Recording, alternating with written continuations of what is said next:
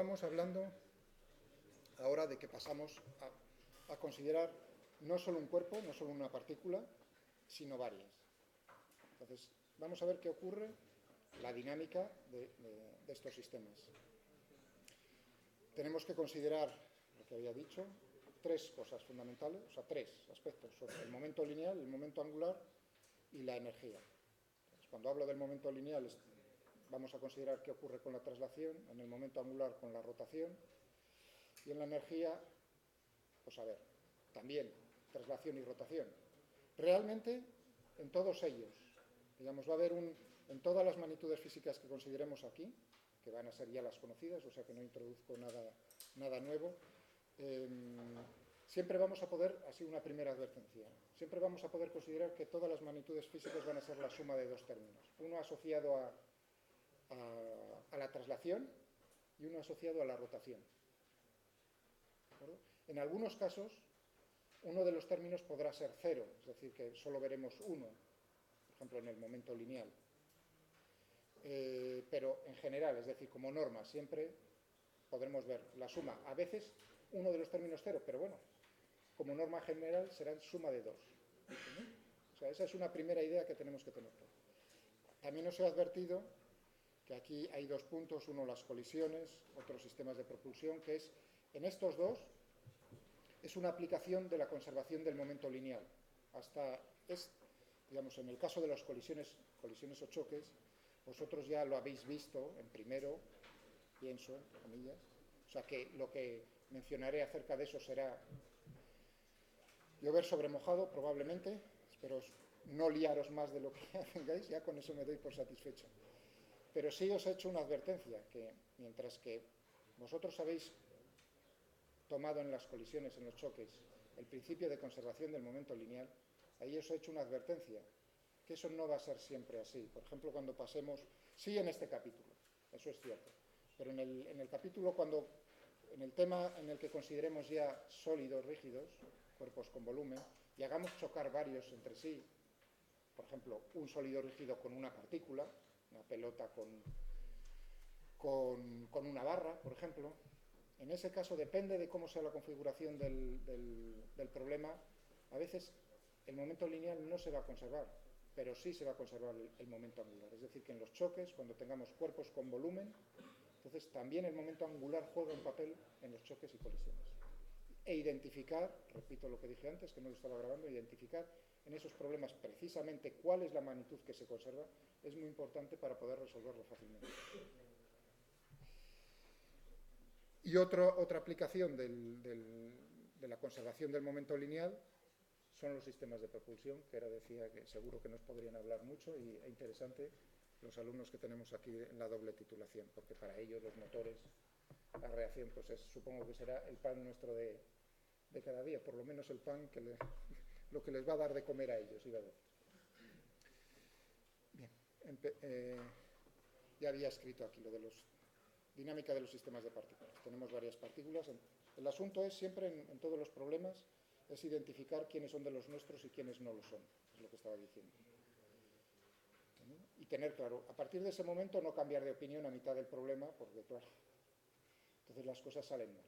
Una vez que ya nos hemos decidido, por ejemplo, en el caso de una raqueta y una pelota de tenis, que nuestro sistema, o sea, estoy yo jugando al tenis, con mi raqueta y con mi pelota, es decir, cuál es el sistema que voy a considerar como mi sistema, la raqueta y la pelota, perfecto. Entonces yo ya no pertenezco a ese sistema.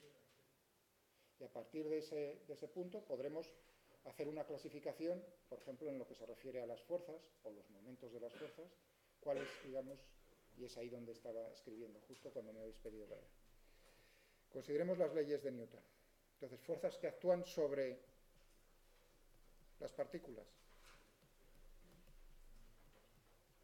Pues habrá fuerzas que se deben, porque estoy hablando de fuerzas. Fijaos que ahora sí, eso sería, si yo no lo digo, alguien debería meterme ya, hacerme un aviso. ¿Estamos en un sistema de referencia inercial o no inercial?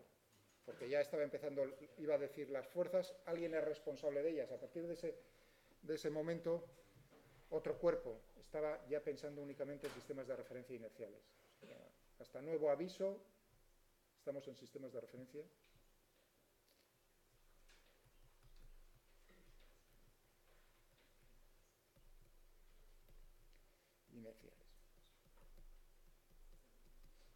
Es decir, que lo único que tenemos son fuerzas reales. Con fuerzas reales me refiero a fuerzas que ejerce otro cuerpo sobre los nuestros. Si estuviésemos con sistemas de referencia no inerciales, tendríamos que introducir, evidentemente, depende de cómo esté de acelerado ese sistema de referencia, pues de un tipo, si es giratorio, tendríamos que añadir Coriolis y fuerza centrífuga. Pero eso complica ahora el análisis. Entonces, fuerzas que actúan sobre las partículas. ¿Quién es el origen? Nuestras, digamos, para la partícula 2. Sobre la partícula 2 habrá fuerzas que se estén ejerciendo por ejemplo, la 1, la 3, la 5, la 7, es decir, fuerzas que ejercen partículas de nuestro sistema, o bien fuerzas que son ejercidas por otros cuerpos que no pertenecen a nuestro sistema. Desde ese punto de vista tendremos fuerzas internas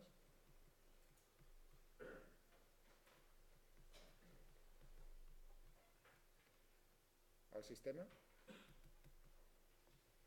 y fuerzas externas.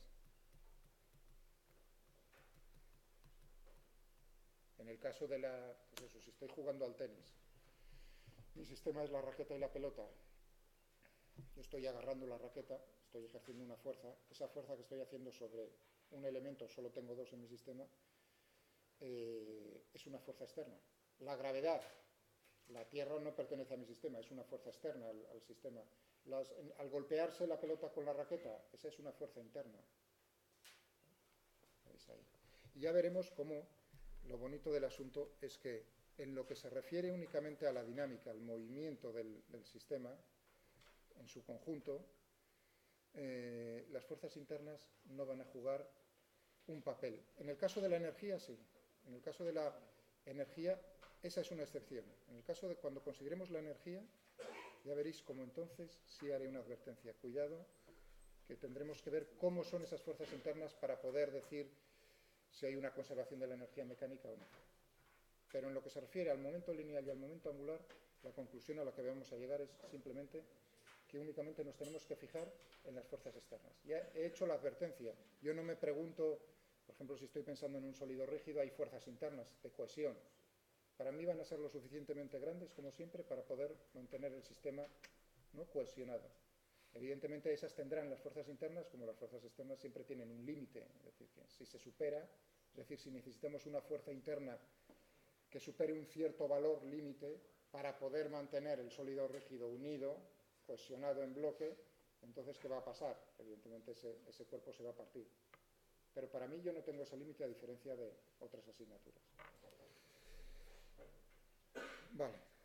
¿Cómo hice? Me parece que os lo comenté al principio de la asignatura. ¿Cómo se hace el análisis? Bueno, me imagino que es lo que seguirán en lo de resistencia de materiales. ¿Cómo puedo yo saber algo acerca de las fuerzas internas a un sistema, por ejemplo? Pues es muy fácil. Cogiendo el sistema más pequeño. Es decir, en una viga, tan sencillo como coger un trozo de la viga como mi sistema. Entonces el otro trozo de la viga ya es algo externo a mi sistema. Y ya será una fuerza externa la que ejerza un trozo sobre otro, y yo podré, aplicando las leyes de Newton, saber algo acerca de ello. Es decir, que todo es desde el punto de vista de cuál es mío y cuál no pertenece al sistema, cómo podemos llegar a conclusiones también a ese respecto, ¿no? Digo yo, ¿no?, que os entrenan a eso en esa asignatura. Bien. Vale, pues entonces apliquemos para la segunda ley de Newton. Fuerza neta igual, bueno, desde el punto de vista de la aceleración. La fuerza neta sobre la partícula I. La masa de la partícula I por la aceleración de la partícula I. ¿No? Tengo eso. Y ahora tendré eso desde I igual a 1, 2, hasta n. Es decir, que tengo n ecuaciones. Estas me darían las ecuaciones del movimiento para cada una de ellas. Y ahora lo que voy a hacer es simplemente sumar todas ellas, para todas las partículas de mi sistema. Sumo. Sumo para todas.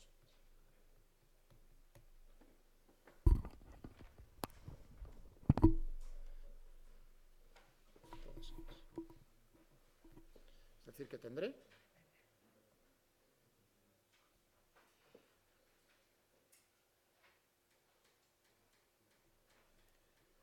Sumatorio desde igual a 1 hasta n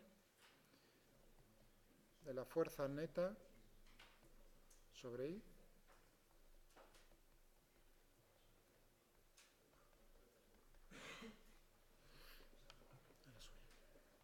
y ahora voy a intentar hacerlo lo menos,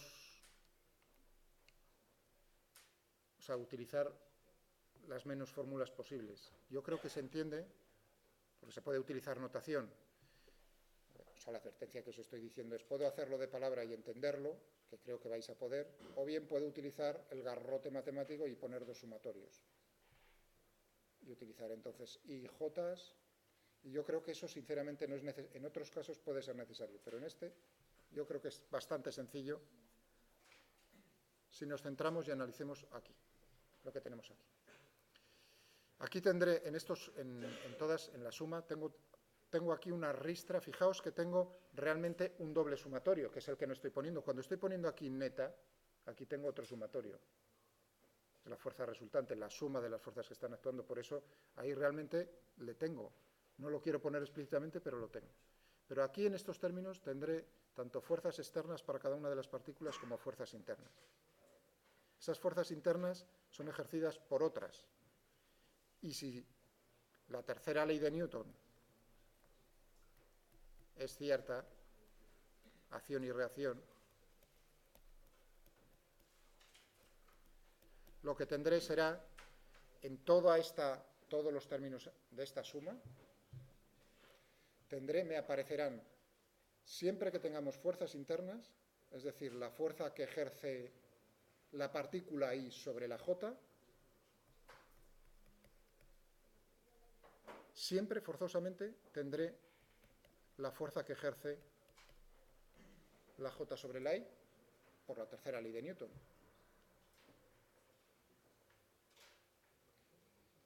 Eso para las fuerzas, como veis, J y se refiere a los están marcando partículas de mi sistema. Claro, la tercera ley de Newton significa que se tiene que cumplir también esto. Es decir, que si en la suma tengo estos elementos, y esto es cierto, este y este se me van a ir. ¿Estamos de acuerdo? Se me anulan. Voy a quitar este igual de aquí, para que no se... Es decir, que aquí tendré cosas como la siguiente. Tendré la suma de la fuerza que ejerce la partícula I sobre la J más la fuerza que ejerce la J sobre la I forzosamente. Y además sé que esto es igual a menos F y J. Si un cuerpo ejerce una fuerza sobre otro, sobre un segundo cuerpo, ese segundo ejerce una sobre el primero, que es igual en módulo, igual en dirección y de sentido contrario. O sea, lo que acabo de decir aquí. Por lo tanto, se me anulan a pares. Eso quiere decir que todas las fuerzas internas se anulan, todas. Y en todo este sumatorio, ¿qué me van a quedar? Únicamente las fuerzas externas. Porque alguien diría, ¿y no se aplica la tercera ley de Newton a fuerzas externas? Sí, por supuesto, pero el cuerpo que está ejerciendo esa fuerza sobre partículas de mi sistema ya no está aquí dentro de ese sumatorio. Que solo me aparece una vez esa fuerza. Sí, por supuesto que esa partícula ejercerá una fuerza sobre ese cuerpo externo, pero no lo estoy considerando ahí como parte de mi sistema. Es decir, que lo único que me va a quedar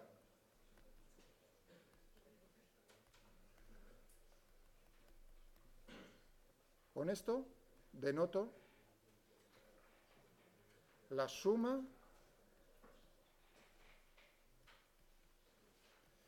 de las fuerzas externas que actúan sobre mis partículas. Lo de mis significa que pertenecen a mi sistema. ¿De acuerdo? Yo creo que es más fácil que no ponerse a poner dos sumatorios, que lo único que va a hacer es liarnos. De todas maneras, ya habéis visto que he utilizado aquí una IJ, no me quedaba más remedio. Y a la derecha, ¿Qué tenemos? Bueno, aquí no se me anula nada a la vista, pero puedo definir, ahora es cuando viene la definición de centro de masas.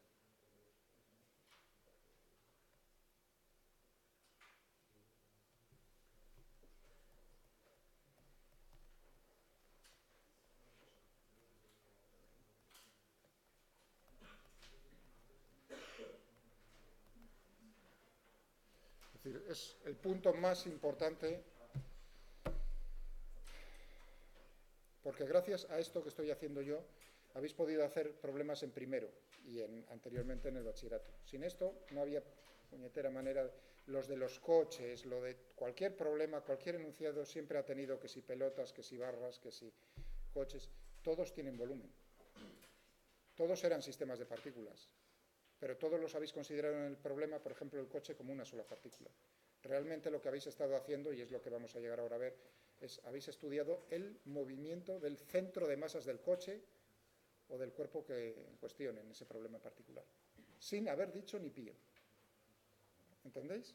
Que eso se pudiese hacer, es decir, que los problemas tengan solución que tiene que ver con la realidad, es gracias a esto que estoy diciendo yo ahora. Entonces, el centro de masas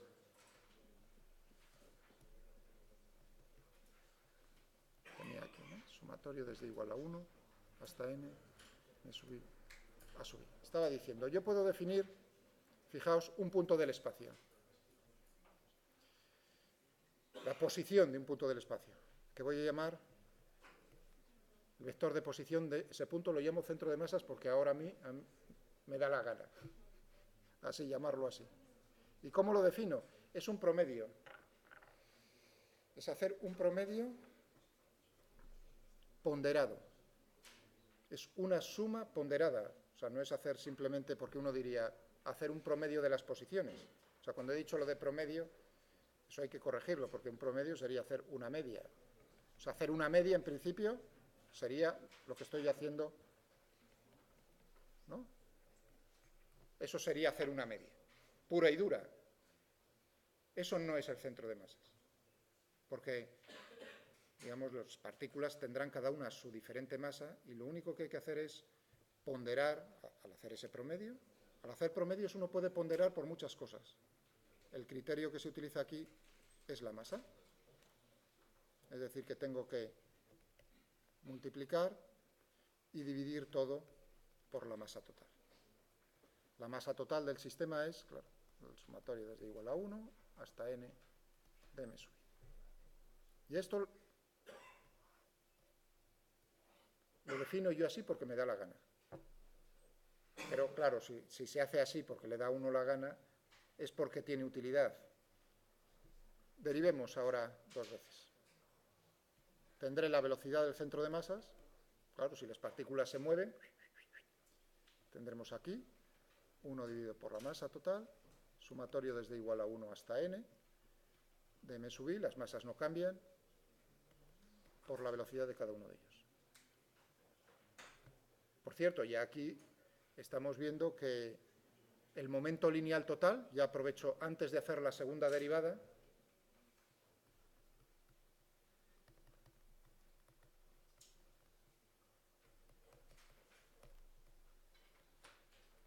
del sistema, ¿cuál es? Es la suma de todos ellos, por definición, es sumarlo. Le voy a utilizar P mayúscula. Y eso sí, cada partícula tiene su momento lineal P sub i, pequeñito. Esto será dv sub i. Claro, y anda, parece que es justo casi esto que tengo yo aquí. Evidentemente, se cumple que el momento lineal total del sistema es la masa total del sistema por la velocidad del centro de masas. Aquí os había hecho una advertencia de que todas las magnitudes físicas las íbamos a poder poner como suma de dos términos. Uno, que va a ser como si todo el sistema estuviese concentrado, toda la masa del sistema estuviese concentrada en el centro de masas del sistema y que se moviese con la velocidad y con la aceleración del centro de masas del sistema, más un término relativo al movimiento al centro de masas. Ahora ya soy un poco más específico. En este caso, en el caso del momento lineal, como veis ese segundo término, es cero, ¿no? Es decir, el momento lineal no tiene un término relativo al centro de masas. Bien.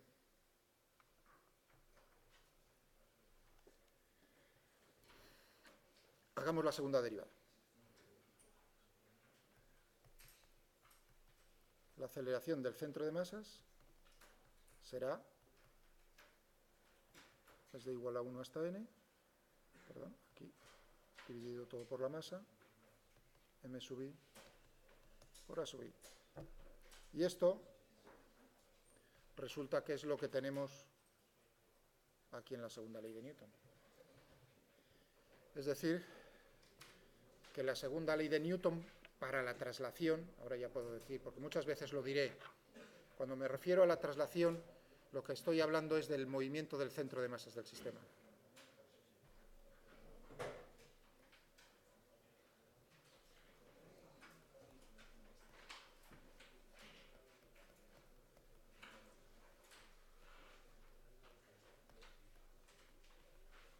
Para la traslación es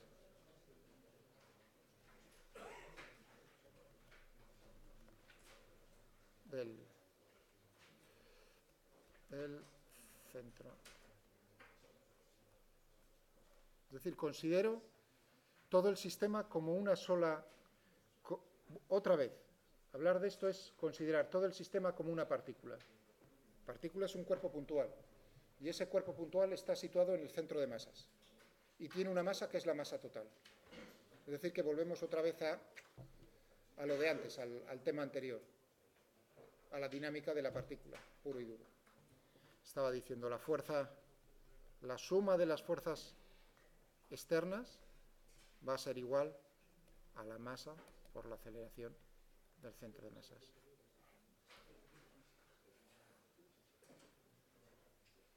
¿No? Fijaos que teníamos el sumatorio, la suma de cada una de las masas por las aceleraciones correspondientes, pero eso acabo de ver, tal y como he definido yo el centro de masas, que no es nada más que la masa total por la aceleración del centro de masas. Aquí tenéis la razón por la cual hemos podido hacer los problemas de los coches. En el coche lo que hacíamos era estudiar únicamente el movimiento de...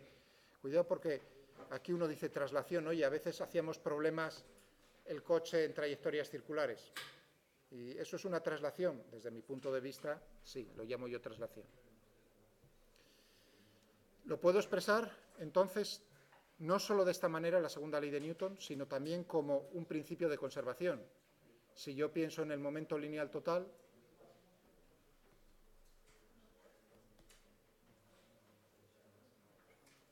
la segunda ley de Newton es, para el sistema de partículas, para la traslación, la suma de las fuerzas externas sobre el sistema, ¿sí?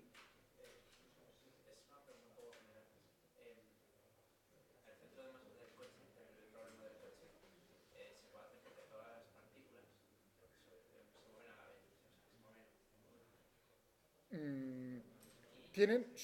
Vale, muy buena pregunta, sí, buena pregunta. Bueno, ahí lo que... Bueno, yo ahí no he hecho ninguna restricción, pero la pregunta está muy bien. Es decir, realmente, ahora voy a... ¿Qué es lo que se llama traslación?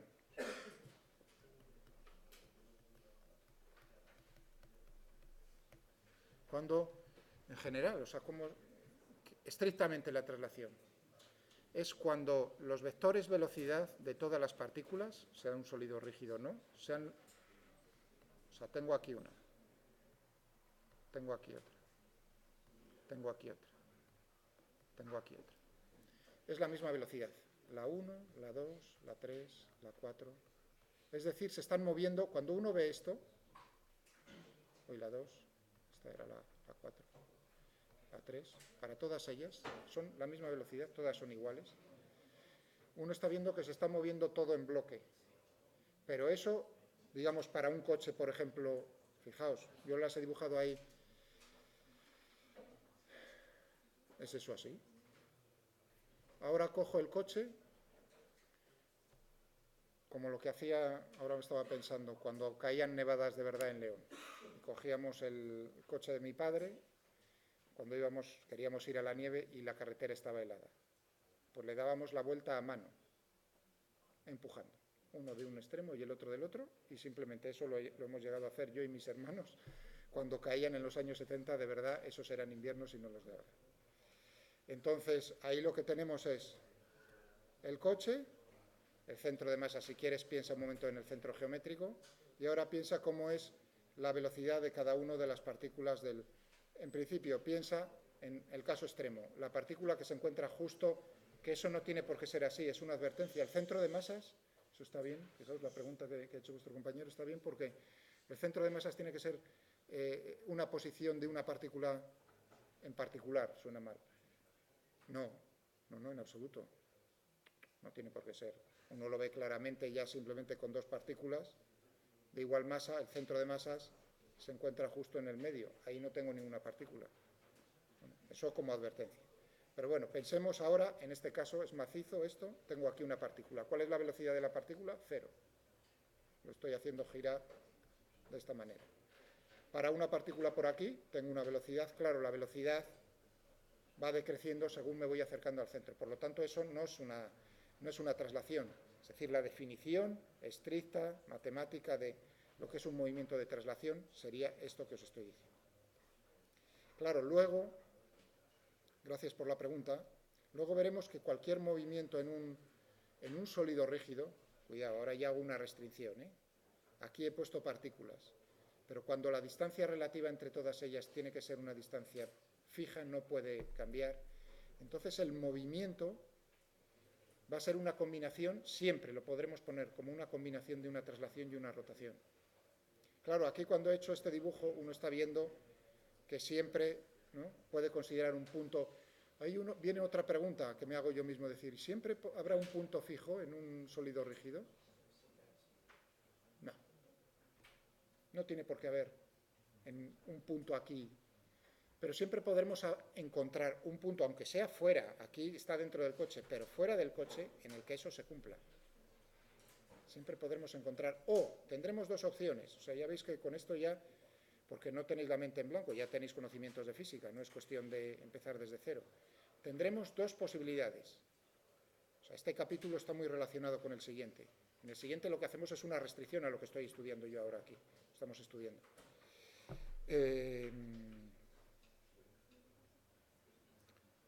Tendremos dos posibilidades, que ya se me ha ido el santo al cielo, para estudiar. O bien podemos estudiar el movimiento como una rotación pura, sin traslación, o como una traslación y una rotación alrededor del centro de masas del sistema. Cuando consideremos una rotación pura, sin traslación, entonces tendremos que buscar lo que me ha pedido mucho Pablo. Es decir, que no se te olvide para el próximo año lo del eje instantáneo de rotación. ¿De acuerdo? Porque lo deben necesitar pero no te preocupes, que eso caerá en su momento. El eje instantáneo. Ya por lo pronto ya lo he nombrado una vez, ya ha quedado grabado. Lo del eje instantáneo de rotación se refiere precisamente al segundo caso que estoy yo tomando, considerar el movimiento como una rotación pura sin traslación. Es decir, encontrar el punto del espacio alrededor del cual las partículas están girando. Entonces, eso es un problema matemático que no es precisamente física cuántica, o sea, no es difícil. Pero bueno, ya va la advertencia. No sé, con eso sí he contestado. Pues me ha llevado un rato. ¿Qué no te ha quedado claro? ¿En el caso del coche?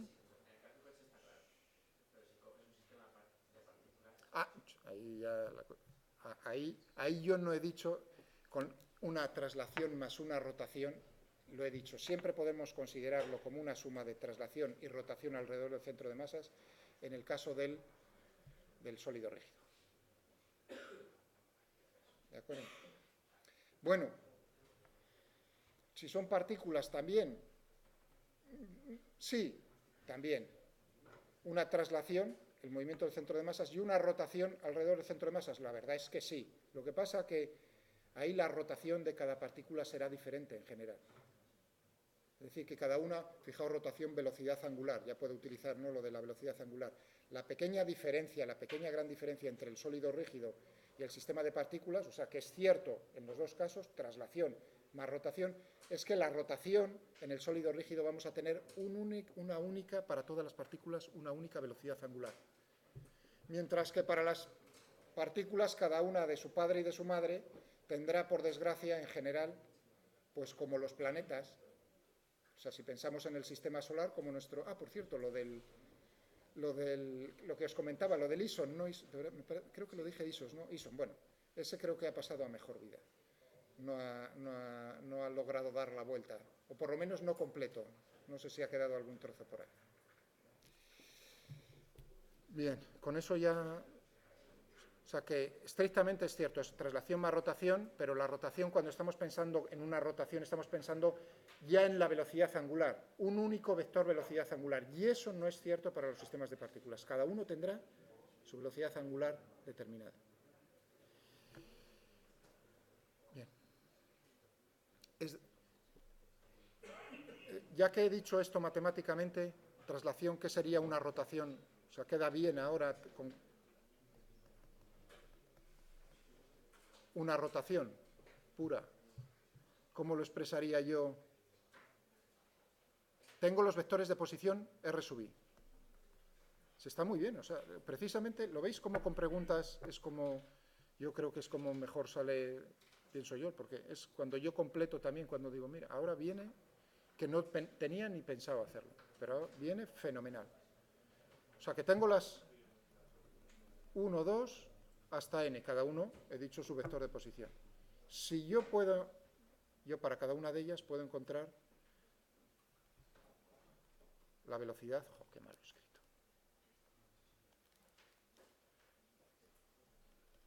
Si la velocidad de cada una de ellas la puedo poner como, y a ver quién es capaz de completarme la interrogación, entonces se trata de una rotación.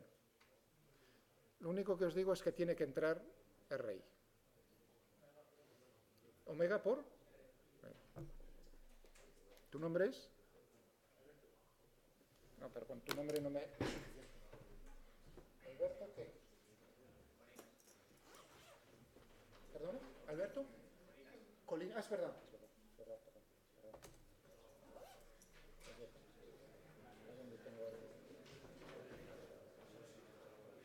Perdona, ya te lo ha preguntado más bien. Alberto. Estamos a... 4. Gracias, Alberto.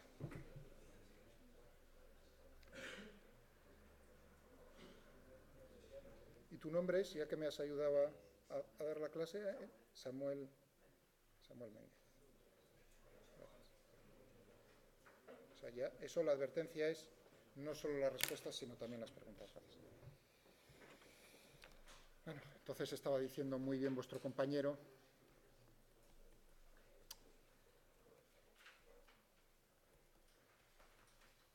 Claro, y ahí viene lo que, fijaos, aquí tendría que poner para cada una de ellas su subíndice omega. Y aquí es la diferencia, aquí es, cuidado, el sólido rígido tendremos solo un omega. Aquí son diferentes para cada uno de ellos. Si pensamos en el sistema solar, los planetas, pues todos, hombre, uno en principio está pensando que todos están en el mismo plano. ¿Es eso así? Lo comenté el otro día con vosotros. Ese es el caso que me hacéis. Creo que lo hice con vosotros, ¿no? Lo del tránsito de Venus. Lo dije con vosotros, no con los colegas ahí de al lado. Lo dije con vosotros porque creo que lo dije cuando hablaba de... Y ahí dije la advertencia, el plano de la trayectoria de la órbita de Venus no coincide con el plano... Hay un pequeño ángulo, no es que sea muy diferente, pero es... O sea, pero bueno, en una primera aproximación sí, está todo contenido en un mismo plano. Es decir, que todo el mundo estaría pensando, tiene la misma dirección y el mismo... Todos rotan en el mismo sentido. Eso también es cierto, todos los planetas rotan en el mismo sentido, aunque hay un caso muy bonito, que no es un planeta, sino una de las lunas de Neptuno o de Saturno. ahí ya se me ha ido el... Ahí ya, lo siento, pero no me acuerdo.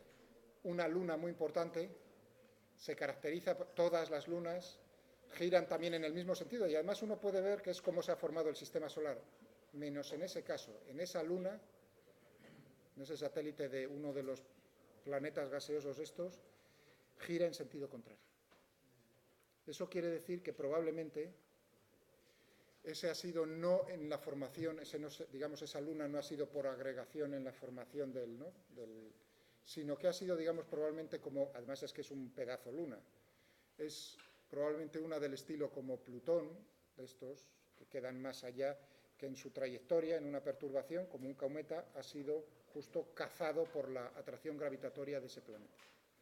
Por eso, o sea, digamos, ese tipo de conclusiones se sacan, son suposiciones, pero son bastante razonables, porque si no, no habría manera.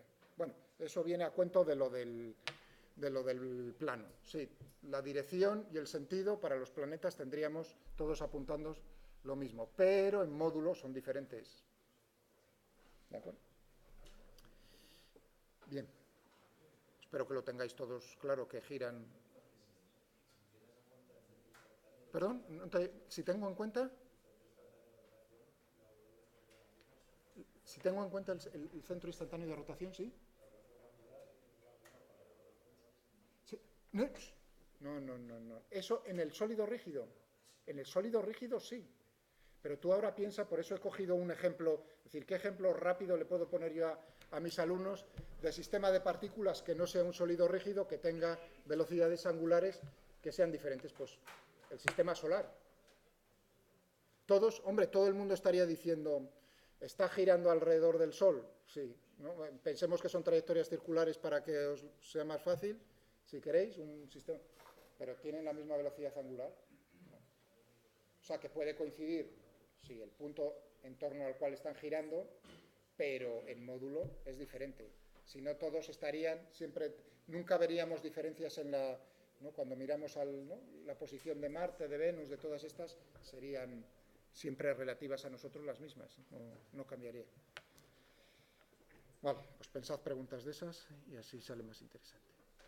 Rotación. Con esto yo creo que lo dejamos por ahora, si no se me ocurre nada más. Fijaos lo importante que era entonces la expresión esta para la rotación que hemos utilizado ahora.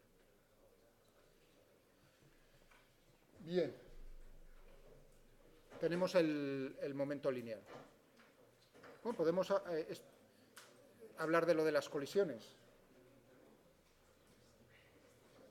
Conservación del momento lineal, centro de masas de un sistema. Ah, por cierto, podemos dibujarlo.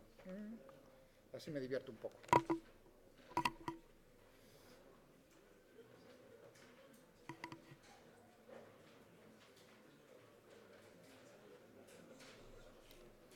Vamos a hallar el centro de masas de un sistema de partículas. Las partículas las pongo yo. A ver si me sale. Primero tengo que dibujar, lo voy a hacer con cada clic. Bueno, las puedo crear o no crear, pero en principio tengo que sacar por ahí y que las mueva yo con la mano, o sea, con el ratón, las partículas, para que veáis cómo se mueve el centro de masa relativo ahí. Entonces tendremos primero que dibujarlas. Gracias. Entonces necesito point de...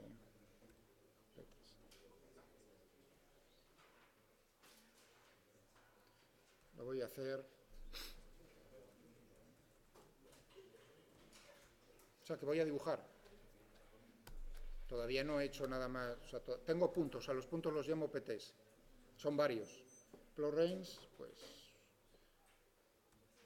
1 punto. ¿De acuerdo? Muy bien. Como quiero moverlos, los voy a manipular.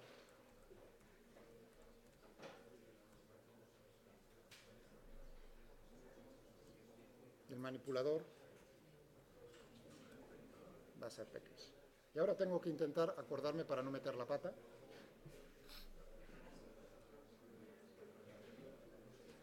Las posiciones iniciales. Voy a poner 2 inicialmente.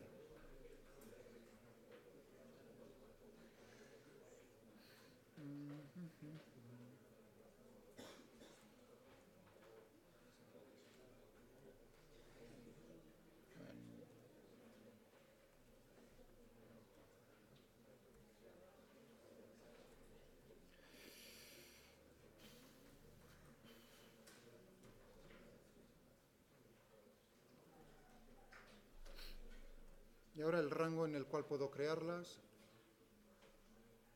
pues desde menos 1, menos 1.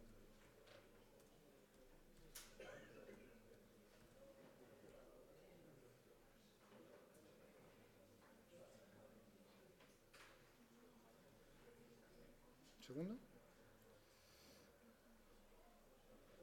Pero, sí. Sí, bueno, este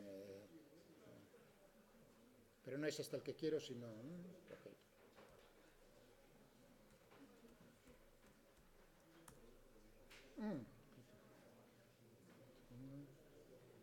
Que ahora necesito la ayuda, ahora sí que la necesito.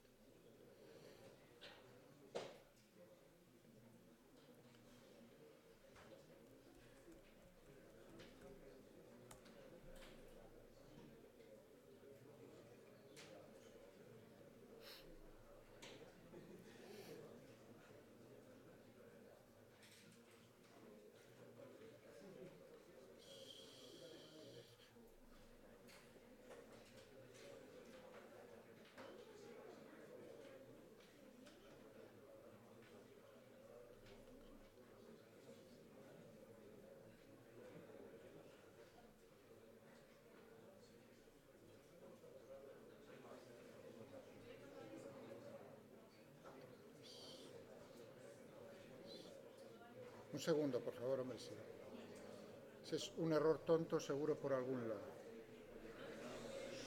Polygon.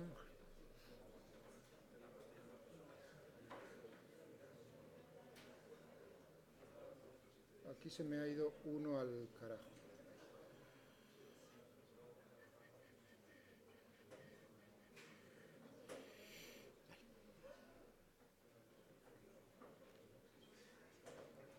Aquí uno se me ha debido ir al...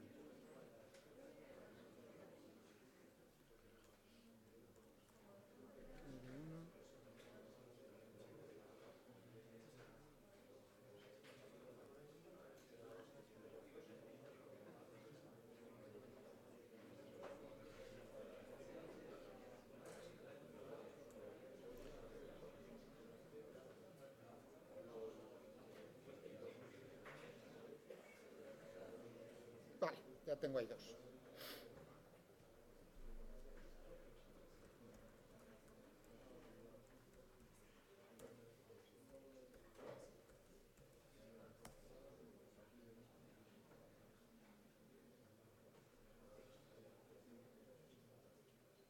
¿Por qué he puesto aquí el 0?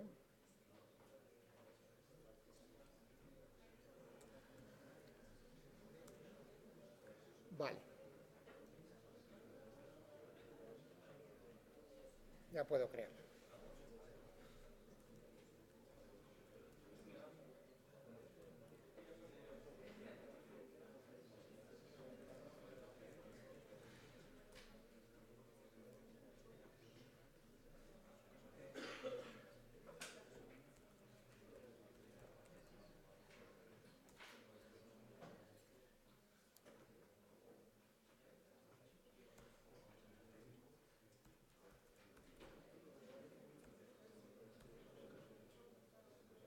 ¿Dónde te tengo por aquí?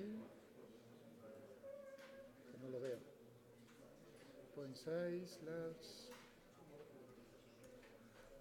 Red. De acuerdo. Bueno. Pues ya tengo por aquí las partículas que vosotros queráis. Las puedo...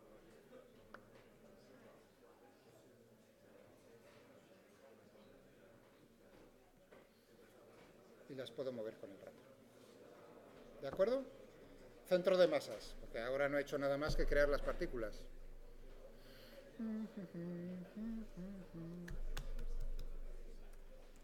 Centro de masas. ¿Cuál será? Aquí lo único estoy suponiendo que todas las partículas tienen la misma masa. Y ahora estoy pensando cómo programarlo para que tengan masas al azar. Eso no lo hago con vosotros. Todas tienen la misma masa. Es decir que...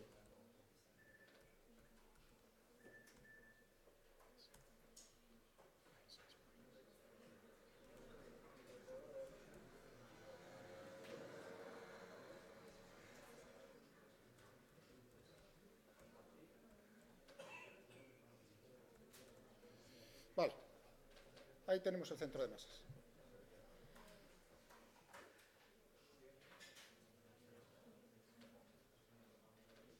Como tienen la misma masa, es el punto medio. El punto es el centro geométrico. Si todas tienen la misma masa, es el centro geométrico.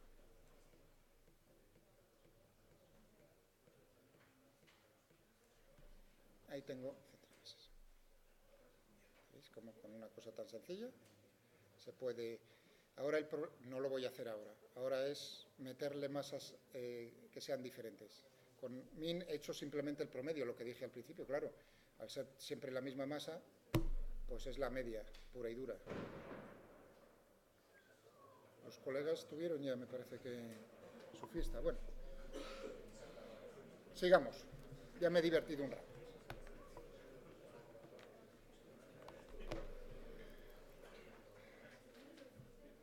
Hombre,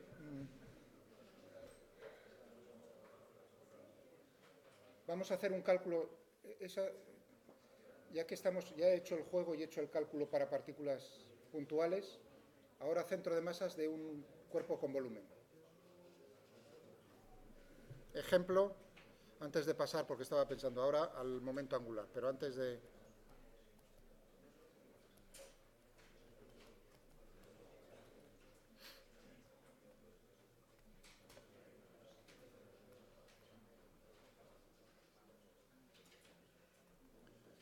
Bien. Pues qué ejemplo, el 1. Vamos a calcular centro de masas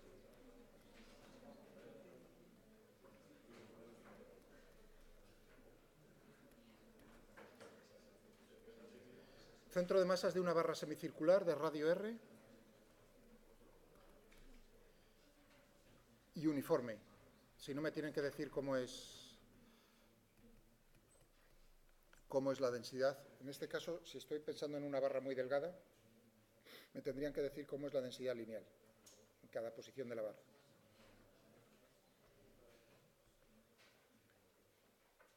Semicircular, porque si no, estaría claro que es el centro geométrico. Entonces, como no quiero eso, voy a partirlo por aquí, por la mitad.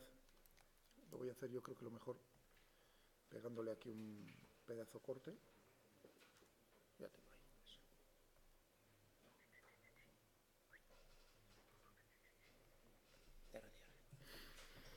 Entonces, decir dónde está, tendré que, en un sistema de referencia, tendré que colocar mis ejes.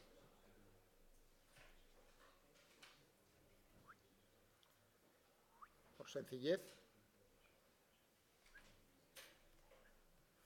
ejes cartesianos, x. Ahora no tengo un número finito de partículas, esto es masa distribuida, o sea que tengo un número infinito. ¿Qué ocurre con las...? Por eso me viene fenomenal, porque solo lo he puesto para un número finito. Entonces, ¿cómo pasan las definiciones de centro de masas cuando tengo un número infinito? O sea, tenía para un número finito...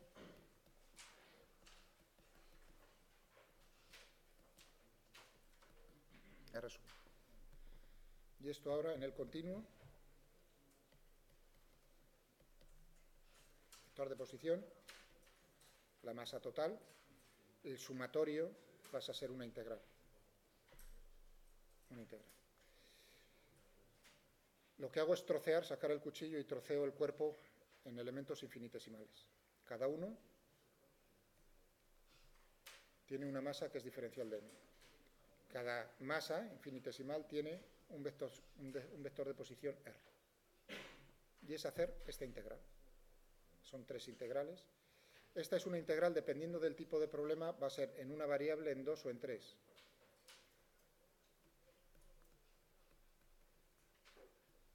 En 2 o en 3, dependiendo de cómo está distribuida la masa. En nuestro caso, aquí va a ser solo con respecto a una variable.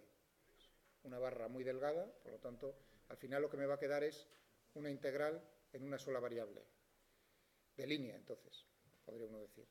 En el caso de tener la masa distribuida sobre una superficie, tendré una integral de superficie. Y en el caso de tener la masa distribuida en un volumen, será una integral de volumen. Otra cosa es que uno pueda, de forma, y ese es el arte si uno ha hecho problemas de esto, piensa sobre ellos, cómo esas integrales, por ejemplo, una de volumen, la puedo transformar, que sería en principio en 3 coordenadas cartesianas u otras, polares, por ejemplo, puedo transformarla en una de una sola variable, sabiendo ya resultados anteriores. O sea, el arte es cómo corto yo la pieza. Es tan sencillo como pensar que yo tengo que cortar la pieza en trozos de los cuales yo ya sepa anteriormente dónde se encuentra su centro de masas. Si hago eso mentalmente me puedo ahorrar mucho trabajo. Si no lo quiero hacer, entonces, por ejemplo, en un volumen no me queda más remedio que una triple integral, una integral de volumen. ¿Entendéis? O sea, que uno puede hacerlo por las bravas o puede hacerlo más sencillo. Depende mucho de vosotros. En este caso no tengo elección. Vamos a pegarle aquí, saco el cuchillo y troceo. Sí. Pero si esa barra de 10 es volumen, el centro de masas cambiaría.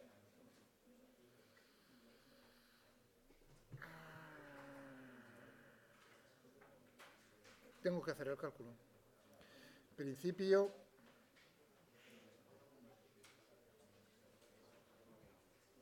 o sea, ahí el problema, fijaos, o sea, la pregunta está muy bien, el de vuestro compañero está. Me va a quedar todo en función de R mayúscula. ¿De acuerdo? Entonces, el problema cuando tiene volumen, lo que me da, es decir, que aquí ya no sería una cosa de esas, es ¿cuál es el radio efectivo?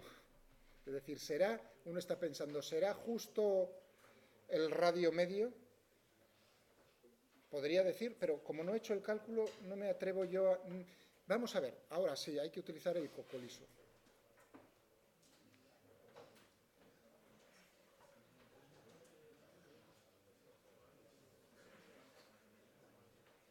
En el fondo, el problema que vamos a hacer luego, a continuación, es el del semicírculo, o sea, que se parece, el que me ha puesto vuestro compañero es justo el otro.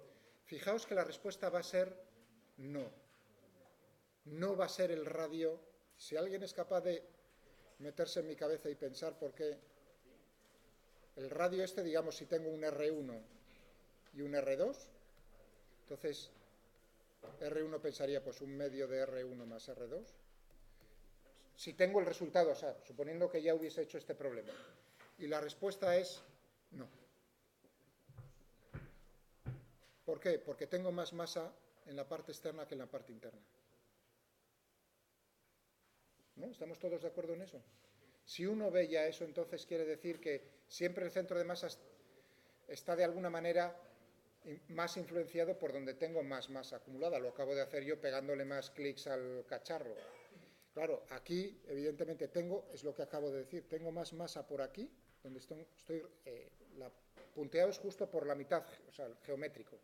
Tengo más masa por la parte exterior que por la parte interior, por lo tanto, el centro de masas tiene que estar desplazado más hacia la parte externa. Eso numéricamente no lo sé, es hacerlo, pero ya digo que el problema siguiente es precisamente muy parecido al que me has planteado tú. Al final la integral que vamos a tener que hacer, en vez de tomar desde 0 hasta R, pues coges desde R1 hasta R2. ¿Entendéis? Y podemos ver la conclusión. Gracias por la pregunta, esa está bien. Eso se me olvidó. Mira, Vicente, tú que eres el delegado, ¿qué pasó con el examen? ¿Cómo que de qué? Nuestro examen, ¿qué fecha queréis? ¿Todavía no lo habéis decidido? Bueno, entonces la pone Miguel. Vale, de acuerdo. No, la cosa es que tengo que reservar el aula, que están muy cotizadas aquí la 18 y la 12. Cuanto antes lo haga, que sois muchos, yo quiero un aula grande, no, en una de estas pequeñas es un horror. Bien, sigamos entonces aquí.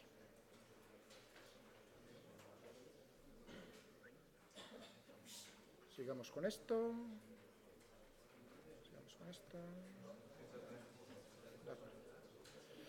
He sacado el cuchillo y he troceado el asunto este. Cada uno de estos, por ejemplo en este, tengo una masa diferencial de. ¿Qué arco abarca aquí? Está, tal como lo he escogido, lo que voy a utilizar son coordenadas polares. O sea que si tengo aquí, este es el ángulo θ, pues abarca desde θ hasta θ más diferencial de θ. ¿De acuerdo? Bien. La masa está distribuida a lo largo de una distancia. Es decir, que aquí lo que utilizaré será la densidad lineal, que se suele utilizar la letra griega lambda. Densidad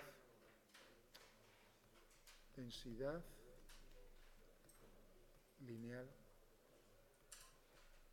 La densidad de masa. Lineal.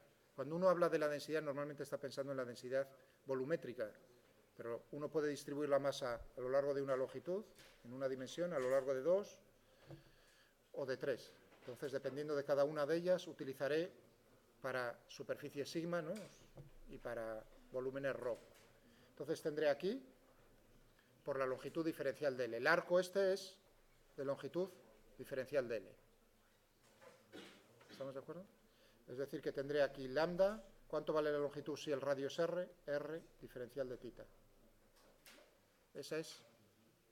Porque de alguna manera en esta integral yo tengo que poner ese diferencial de m en función de coordenadas cartesianas o polares en este caso. Entonces tengo esta expresión. Muy bien. Ahora, pensemos, la coordenada x del centro de masas. ¿Cuál va a ser? Ya hago esta integral de cabeza. Por simetría del problema va a ser 0. Es igual a 0. ¿Por qué? Porque yo, si tengo una partícula aquí, tengo simétricamente al otro lado otra partícula a la misma distancia. El centro de masas de estas dos siempre se encuentra aquí, en el punto medio, si tienen la misma masa. Si la barra no tiene densidad lineal uniforme, no es uniforme, entonces lo que estoy diciendo no es cierto. Es decir, que ya simplemente por simetría, la coordenada x del centro de masas es 0, tal como he escogido yo los ejes. Es decir, que la única de la que me tengo que preocupar es de la coordenada y del centro de masas.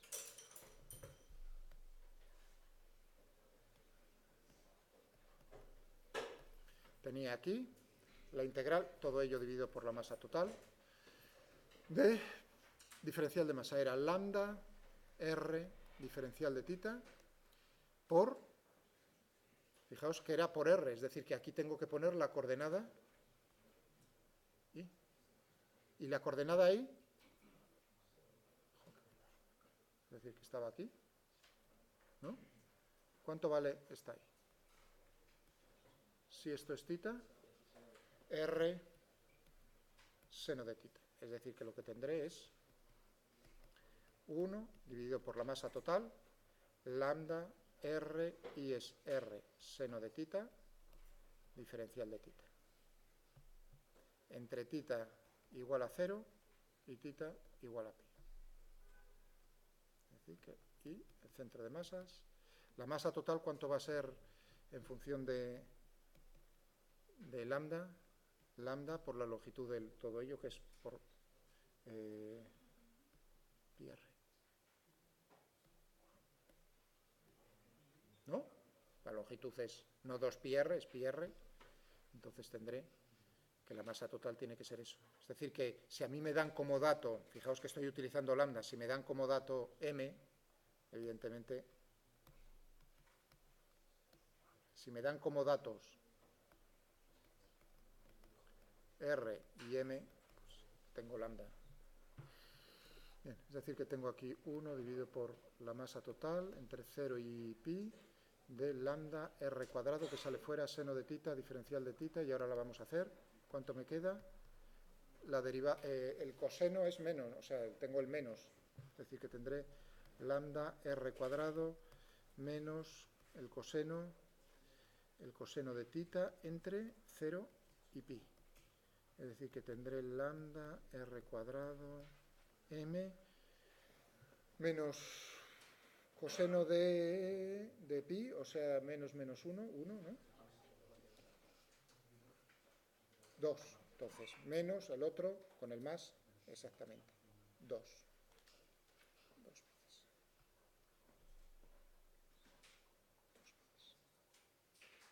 Es decir, que tendré ahora poniéndolo todo esto, lambda es m, r cuadrado dividido por m, pi r. Esto algo he hecho yo mal aquí. Algo he hecho yo mal. Está mal.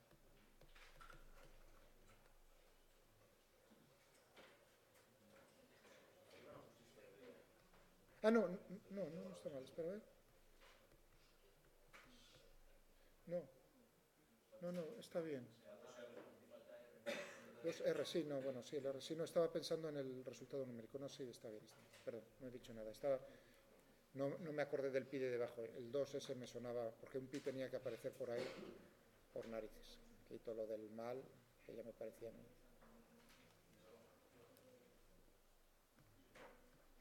2R dividido por pi. Esa es la coordenada y la coordenada x es 0. ¿Entendido? Bien, pasemos al problema de Vicente. Y os dejo planteados, os propongo luego el problema a cambio de otra dimensión más. Hago una de dos.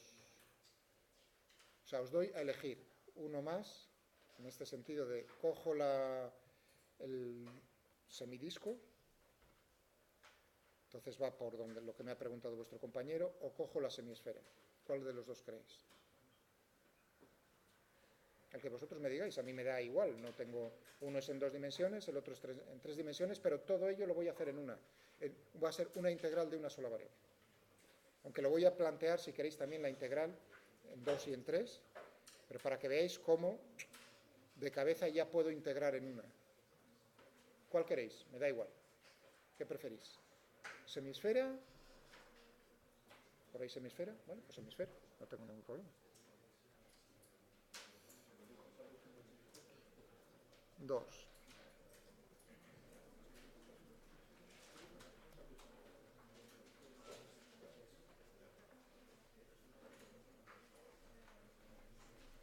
De una semisfera. Entonces queda como, para que penséis sobre ello, en el disco, hallar el centro de masas de un disco, la mitad del disco. Uniforme, todo ello es uniforme. De una semisfera uniforme. Aquí. Es decir, que tendré otra vez aquí esto.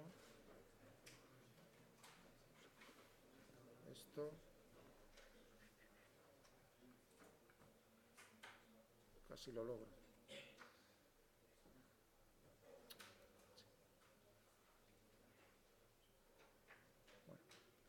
Bueno, casi. No, ahí ya no sigo. Ahí ya.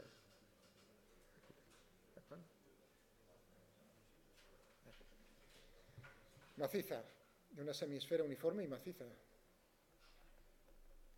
Porque aquí también tenemos el problema naturalmente de la corteza esférica. O sea que todos estos son típicos, es decir, figuras geométricas. Realmente de lo que estamos hallando aquí, si son uniformes, se trata de hallar el centro geométrico de todas estas figuras. Una advertencia, si en el enunciado nos hubiesen dado como dato lambda en función del ángulo, ¿habría alguna dificultad? No, simplemente no sale fuera de la integral. ¿Entendéis? En una barra, una viga.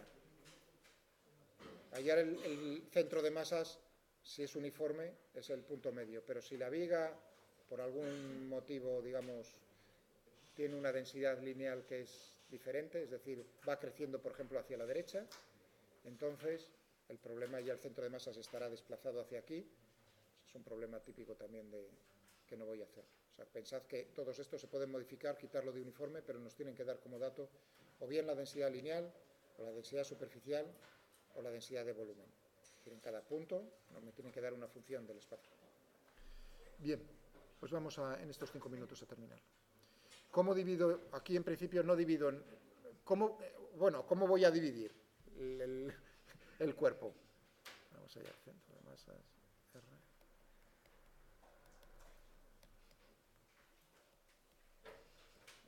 Tengo todo esto.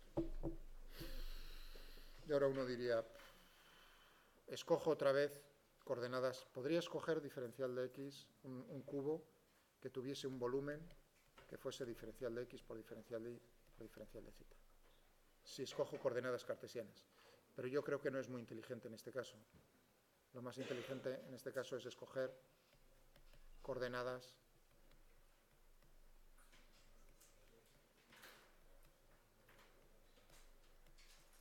esféricas. ¿Y cuánto va a ser el volumen? Saco el cuchillo y tengo que ir en cada una de las direcciones del radio, diferencial de R. Me muevo diferencial de R. En función de θ, el ángulo que formo con el eje Z, tendré R diferencial de θ. Y en función del ángulo de giro, la proyección sobre el plano XY, que es phi, entonces tendré, fijaos, la proyección es R seno de θ por diferencial de phi. La notación que utilizo es la misma que en el momento del que hablamos. θ con respecto al eje Z, phi con respecto al eje X, la proyección, el ángulo que forma, la proyección sobre el plano XY, el ángulo que forma con respecto al eje X. Es decir, que tendré aquí, como volumen infinitesimal, R cuadrado seno de θ, diferencial de R, diferencial de θ, diferencial de phi. Y ahora hay que meter esto aquí.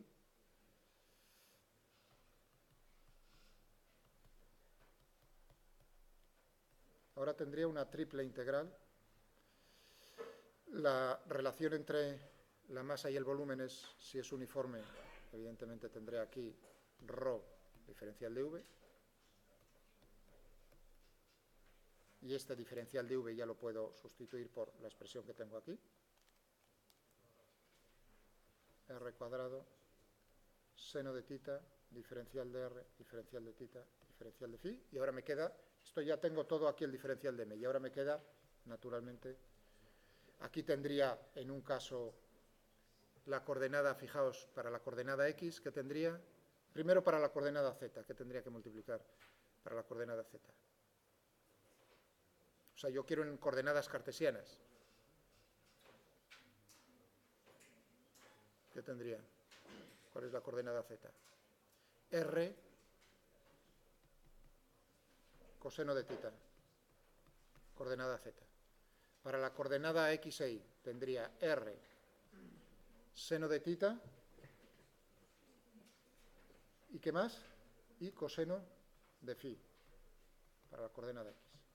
Y para la coordenada y, R seno de θ, seno de phi. X, Z, ¿entendéis? Porque tengo ahí, eso es un vector, es decir, tengo tres integrales. Bueno, dos de ellas son cero, seguro. ¿Cuáles? Si es uniforme. Tal y como voy a colocar los ejes. Estoy considerando este Z, este Y y este X. No lo he dicho. La del X y de Y es cero, por lo tanto, solo necesito... ¿De acuerdo? Esa es la única que es diferente de cero.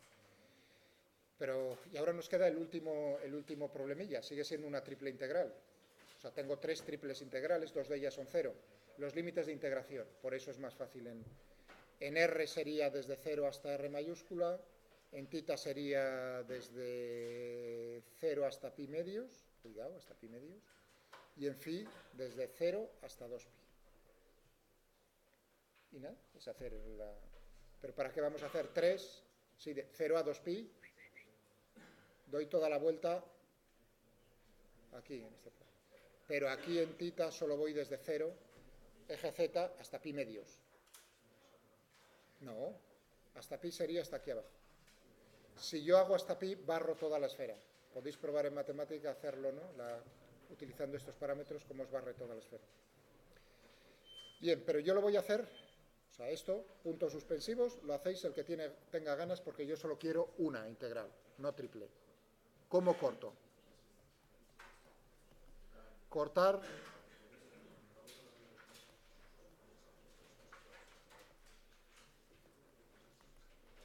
en discos. ¿Por qué la voy a cortar en discos?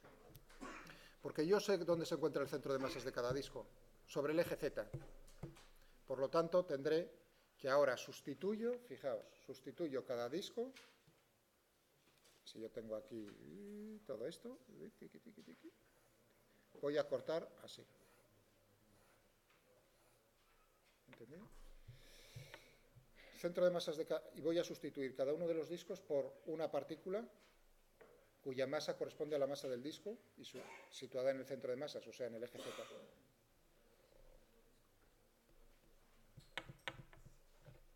Pues es lo que voy a hacer. Z del centro de masas va a ser igual a la integral, bueno, 1 dividido por la masa total.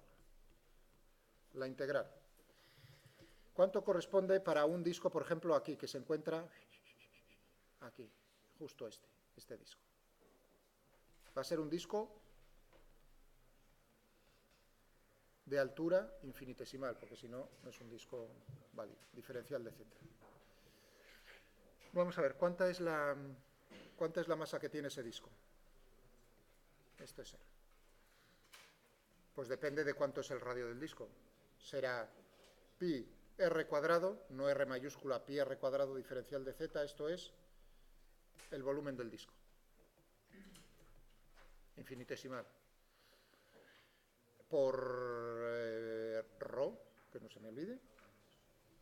Y luego, ¿cuál es la posición del centro de masas del disco? Pues Z.